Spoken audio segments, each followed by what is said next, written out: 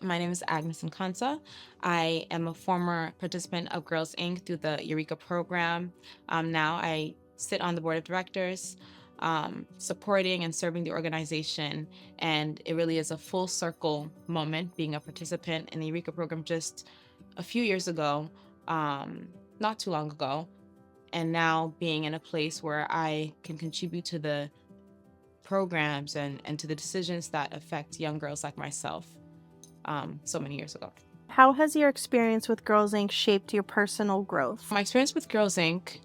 has shaped my personal growth in a few ways. I think it has provided me a template um, of how to become the woman I strive to be in terms of my career and my professional journey. I think I gained wonderful mentors, especially in those really formative years of my upbringing, and it allowed me to kind of chart a good path as to how I would become a career woman. Looking back, what was one of the most impactful moments or lessons that you learned here? Looking back, I think one of the most important lessons that I learned here first was not allowing where you're coming from to hinder or determine where you're going to go. I come from a very low socioeconomic background. I am a immigrant of a single mom of three children, and through my experiences with the Eureka program, I was able to see women like myself, women of color, um, doing the things that they strive to do in their career. So achieving um, the heights of leadership in terms of being leaders in their companies and changing their socioeconomic status. And so I think that's one of the most important things that Girls Inc. has taught me. It's also taught me a lot of, um, I guess, career tips and hacks, such as the way you present yourself. That's not something that you would just know growing up. And so I think a lot of things having to do with how you present yourself and how you show up in the world and taking up space, taking up a lot of space, as much space as you need to present yourself as who you're capable of becoming. How do you feel Girls Inc. helped prepare you for the challenges you faced after leaving the program?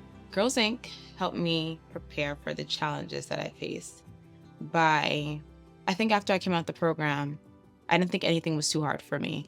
I was able to be immersed in STEM courses and STEM activities through the Eureka program at such a young age. And although sometimes we would learn those things in my high school during classes, but I didn't think I had the perspective that I wouldn't have had the perspective that I had if I hadn't been so immersed in the day-to-day activities of scientists, engineers, doctors, so many different aspects of, and so many options. And so I think it really, it really challenged me to think outside of the box and challenge my mindset as to um, where I was hoping to go. And it showed me that the sky's the limit, really. How do you stay connected to Girls Inc. today? I get to interact with staff and leaders and some of the girls every so often.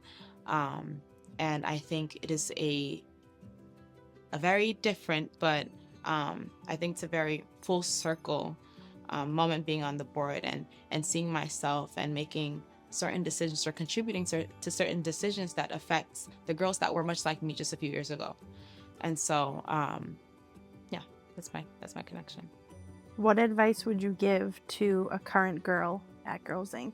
I would say to going back to my previous point about challenging yourself and your mindset, especially in this century, this day and age, there's nothing that is beyond your realm of possibility. There's nothing that you can't do. There's always an opportunity. You just have to find the people, the connections, the networks that are willing to give you that opportunity.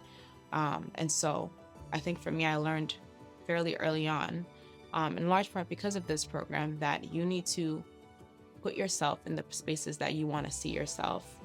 And so, even if you seem or you feel small in your eyes, there's somebody that's willing to see you and see your potential and contribute to your development, contribute to your growth.